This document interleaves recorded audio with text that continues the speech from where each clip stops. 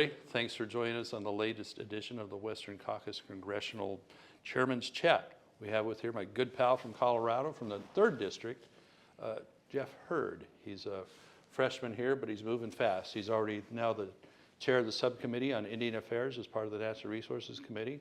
Proud of his good work on that. I had the chance to chair that subcommittee some years ago before we went into the minority and had to give some stuff up.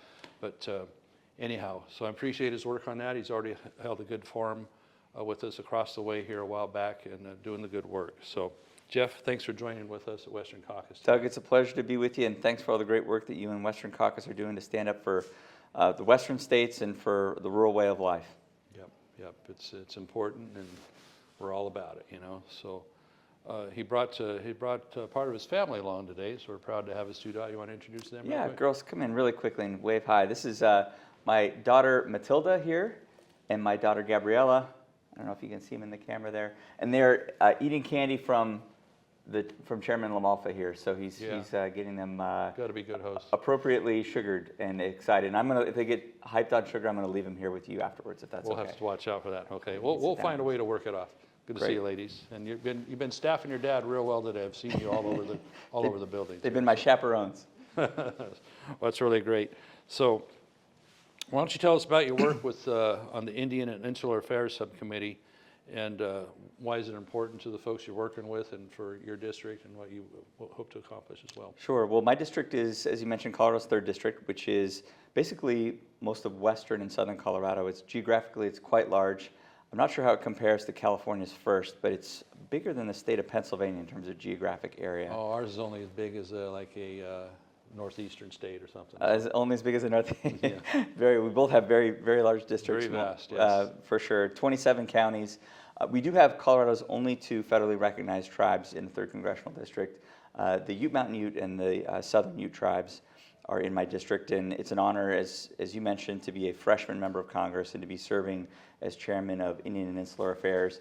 The vision of this committee is to make sure that we protect and promote sovereignty and self-determination and fairness when it comes to not only our Indian tribes across the country, but also in the insular territories, which when I first started in Congress, I wasn't exactly sure what an insular territory is, but those are the territories and also the freely associated states. So the freely associated states would be like Palau, Federated States of Micronesia, and so on, and then the territories would be Puerto Rico, Guam, U.S. Virgin Islands, American Samoa, and the Northern Mariana Islands. And so the committee's jurisdiction is quite broad, both geographically. It includes all 574 federally recognized tribes' jurisdiction over tribal issues, but also the insular territories as well. So across the globe is the expanse of the committee's jurisdiction, and it's exciting, and it's an honor to do this important work. Very good. It's funny you picked up on that word insular, because when I first got here, the title of the committee had island in it, and so that was easy to figure out. So, but yes, it means the island-related territories and such. So let's talk a little bit about really drilling down on a core Western issue, especially in our mountainous areas, is forestry and forestry management, and the resultant mismanagement and non-management all these decades has left us in just a completely fire-prone, millions of acres burned each year situation. So what we worked out is to have more partnerships. We worked through a couple of the different recent farm bills to have more partnerships with the Good Neighbor Authority, and bringing not just the federal and the states in, but also working at the local level through counties and tribes. Why don't you touch on some of that importance of that partnership and what we need to be doing to expand and the success with that? Well, you're absolutely right. This is an important issue across our country. In Northern California, it's also an issue right now in Western Colorado, where we're dealing with wildfire. Wildfire doesn't know any jurisdictions. It doesn't care where it's burning. It's just creating destruction if we're not careful about it. And you're exactly right. Part of the problem is decades of mismanagement and bureaucratic, misguided efforts when it comes to managing our forests and these precious resources that we have, that we rely on not only for timber and for harvesting for our economies, but also for healthy watersheds as well. We haven't managed it appropriately, and the result is we're dealing with catastrophic fires like the ones we're I'm looking at right now in my state, unfortunately. This is going to be shaping up to be a dry summer and a difficult fire year. And so making sure that we work with our tribal communities and local communities. There are hundreds of years of stewardship that Native Americans have when it comes to tribal issues and making sure that they manage the forest in a thoughtful way. And so the treatments that we're talking about in the West, I think, are really important. And we can look to tribes as examples of great stewards of this land. And you're right, Doug, when you talk about some of these programs, I'm happy and proud to be on some legislation with you. I think the Fix Our Forest Act was one important piece of legislation that we worked on.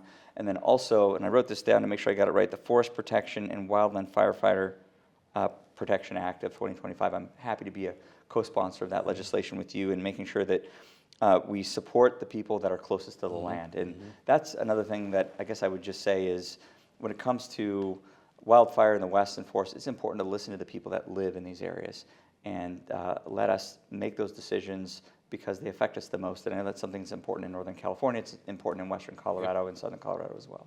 Yeah, exactly. We've been working to have better stewardship of the land, and that means more partnerships, not just the Forest Service. The Forest Service has under its control 193 million acres across the whole country, and they're at best treating maybe 1% per year. And you know, I heard a recent statistic that the amount of board feet growing in the forest of the federal lands is 10-to-1 ratio versus what's being taken out. And so until we reach a 1-to-1, we won't even begin to catch up on the overstock we have in those areas. And so we're just falling farther behind. We need to have an incentive. And that's what's exciting about some of the legislation we've done more recently. We have tribes and county governments that come in and be stewards of that and receive the benefit of the income from that, hopefully, that is generated in that. So there's still much to do. And you know, we talk about, do we have drought? Do we have climate change? So what are we going to do about those things? If we have drought, if we have climate change, are we doing anything about that? I hearken back to water storage all the time in my home state, and probably you too. Colorado River, very important to our neighboring states as well. So if it is a problem, then why aren't we out there even more aggressively managing the forest so they can be drought proof or more drought resistant? So I think that's a great point, and that healthy forest is also healthy watershed management. And, and one of the things I've heard said is one of the greatest water storage projects that we could do in Colorado would be treating our forest and making sure that we remove all of the excess timber. And we have water needs in Western Colorado and Southern Colorado. We also have compact obligations to the state of California and our down basin cousins, making sure that we have adequate water supplies, in part requires healthy, good, thoughtful forest management. And so it's all part of that healthy ecosystem. It's an economic driver, you're right, for our tribes. That's another priority when it comes to me as chairman of Indian Insular Affairs.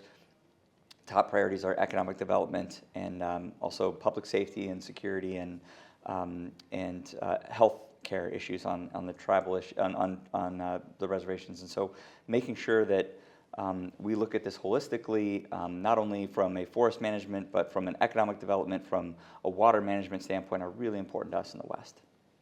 yeah, correct. And we'll have to bring you out sometime. We've had really good success and excitement being stirred by some of these partnerships. Some tribes are really taking the lead in Northern California, working with some Nevada ones too, on some tribes helping others to get up to speed on managing these lands and having the infrastructure to do it. So let's talk a little bit more about your work on the Insular Affairs side of your subcommittee and with our U.S. territories. And so specifically looking at Samoa, American Samoa, the Marianas Islands, and Guam.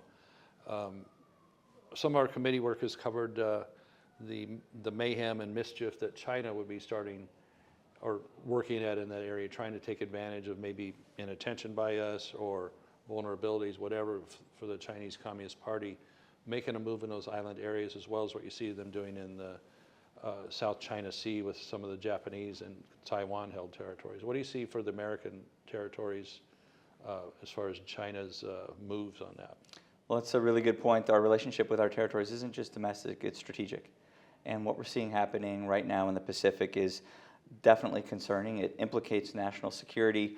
Our overseas territories are very much the front line in our competition with China strategically in the Pacific. And the Communist Party, the Communist Chinese Party, is aggressively expanding its influence in the Pacific, and I'm sure that it's something you saw when you were chairman of Indian and Insular Affairs, and what the Chinese are doing in that space.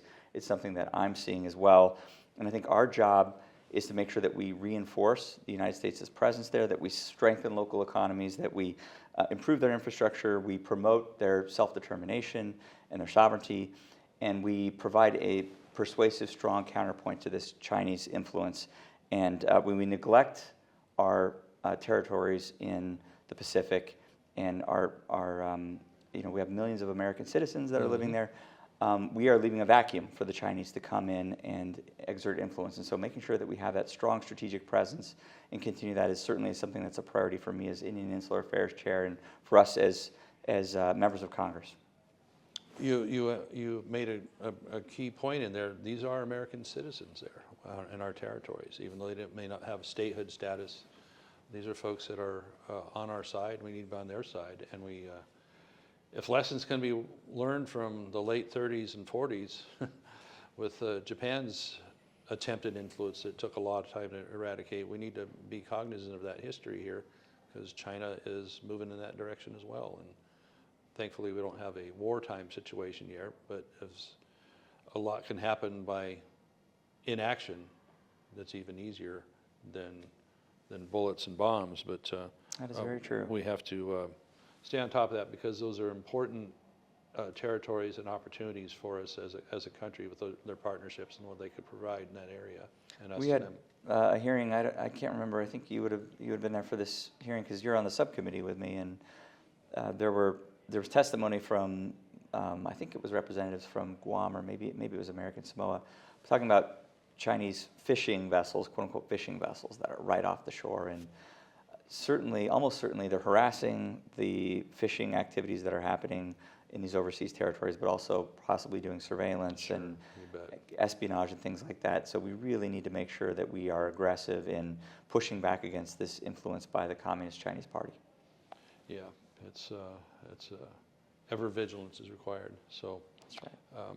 Well, Jeff, we really appreciate you coming by to be with us today, and the time you spent with us. Your great work on the subcommittee, as well as the Natural Resources Committee, which can be pretty contentious sometimes with the makeup of things there. So appreciate your strength and leadership on that, and being a good new partner around here. Really appreciate you as a person, as a friend here, and that you brought your ladies along to witness it, because really the bottom line, this is what we try and do all this for, right, is to save a country that they can have an opportunity into as well. So any final thoughts you want to close up with? Well, Doug, thank you so much for all the great work that you and the Western Caucus are doing, and again, fighting for rural America and our Western values and our Western way of life and our heritage. And it's an important economic issue. It's part of the fabric of who we are as America, and it's essential to economic development and security. And you're right, it's for that next generation. When I'm on the campaign trail, I would sometimes tell folks that, and even now as an elected official, I say, well, I'm doing this not for you when I'm pointing at the adults, but for your children.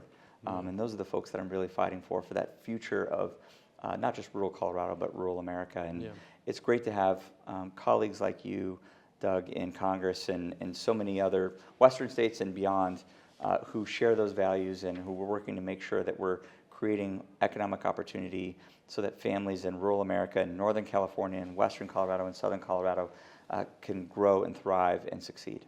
Yeah, well, we've sure enjoyed some of our time in Western Colorado, whether it was been part of an entourage here or just me and my wife touring a little bit, and it felt a lot like home. A little higher up in the air there, but it felt a lot like Northern California, so we felt at home, as long as we weren't in town. That's right. The big town. Anyway, you know how that goes. So anyway, Jeff, thanks so much, and that's a wrap for us here on another round with our Western Caucus congressional interview here. So thank you so much.